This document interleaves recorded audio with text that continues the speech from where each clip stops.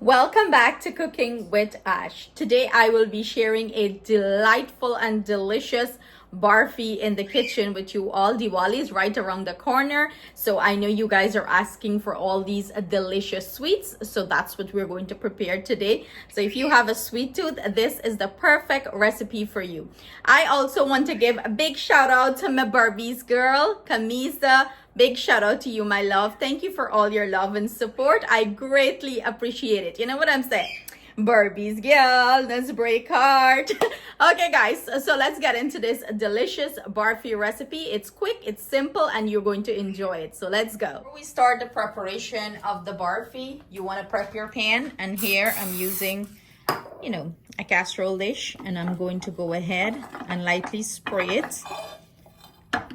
Or you could put some butter or ghee, whatever, and coat your pan, because when your mixture is ready, all you need to do is pour it. So prep your pan ahead of time. You can add some parchment paper here if you would like.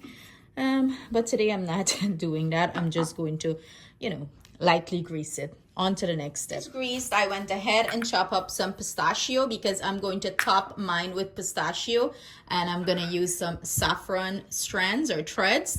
And if you want to do sprinkles, get that ready. So when we finish prepping this, we're just going to, add our toppings. And I'm going to go ahead and add my melted ghee. You can use melted butter if you like. I prefer the ghee here. Next ingredient, we're going to go ahead and add some evaporated milk, or, carnation milk here. In goes our powdered sugar, and you want to stir this. Give this a good mix. Make sure you mix it well, that everything is completely dissolved and mixed in here. You want it nice and smooth.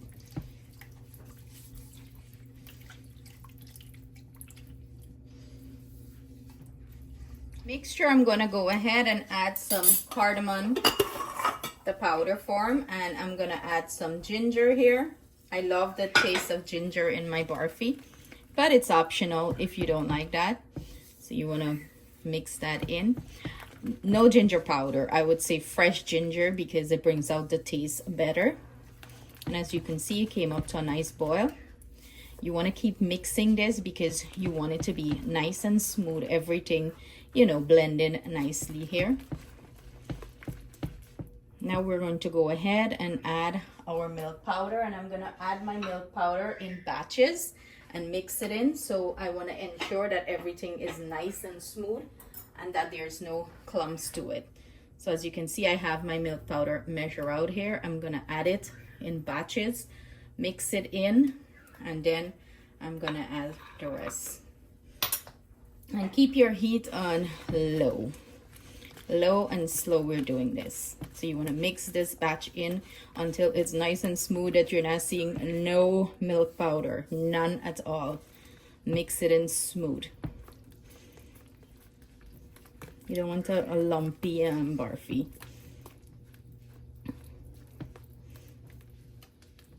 This requires a lot of muscle.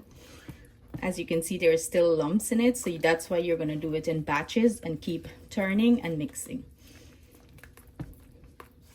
And keep your heat on low and slow.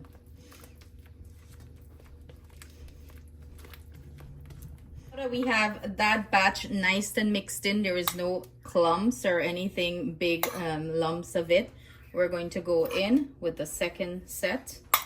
And the same step we're going to do. Keep mixing this in until it's nice and smooth. That's what we want, nice and smooth. Now we're going to go in with the last set of our milk powder here.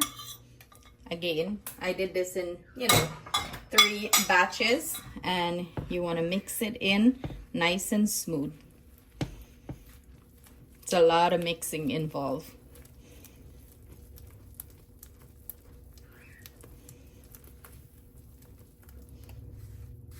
I love to use a rubber spatula here. It does the job great. And make sure to keep your heat on very low. So your barfi mixture is ready when it's rolling like this away from the pan, nice and smooth. You're ready. Also, if you pick it up, a little piece of it, and roll it in your hand, and it forms like a ball, it's ready. So you would grab a little piece. Oh, it's hot. You would grab a little piece and roll it, and if it rolls nice in your hand, you know it's ready to, pour this mixture. I'll do the ball consistency in a second, show you guys, because I don't want to get burned. It's really hot right now. So, but this is a great indication that it's ready. If you pick up a piece like that, that's how it's supposed to roll into a ball like that. You know you're good. Oof.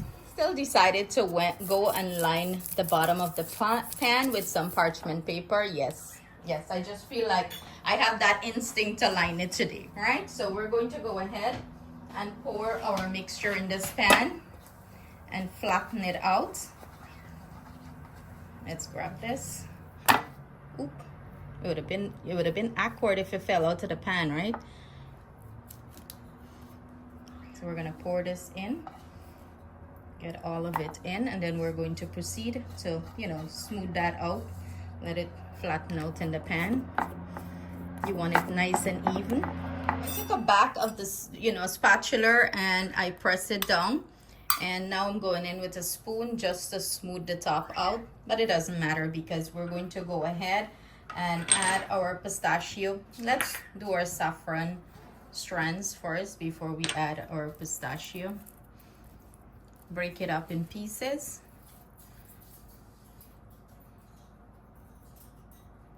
And add it on top.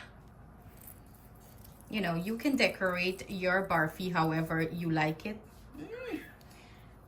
If you don't like this, you don't have to use this. I'm gonna add some. If you have nut allergy, you don't have to put the pistachio. You can just do sprinkles or the rose, whatever you have on hand.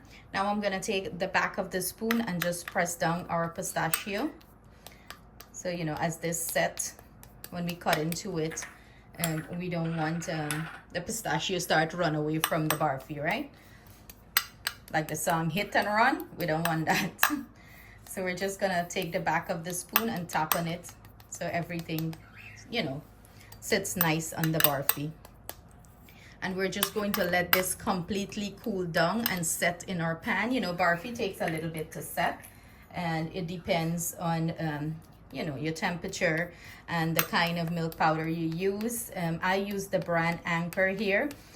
For me, I always get a great result with the Klim brand. Well, guess what I'm gonna get? So I use Anchor. Anchor is another great brand.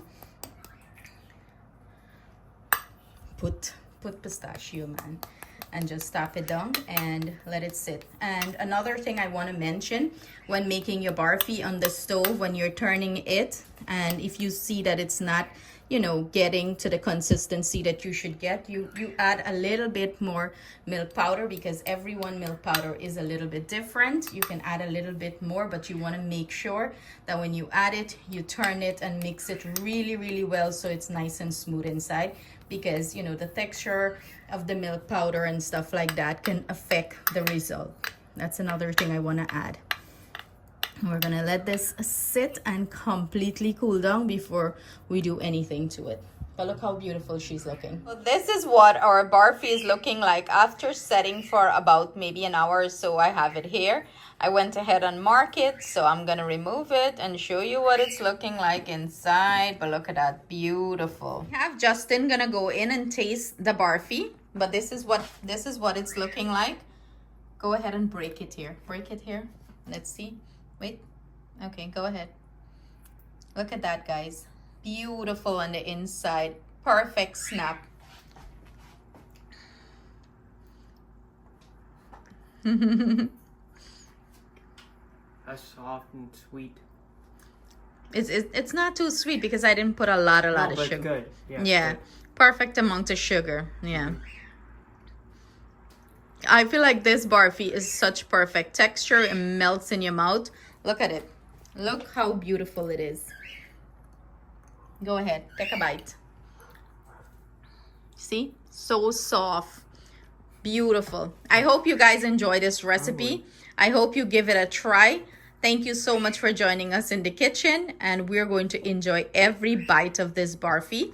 I hope you prepare it for your Diwali table. See you guys soon with another delicious recipe. Stay blessed, stay safe. Take care.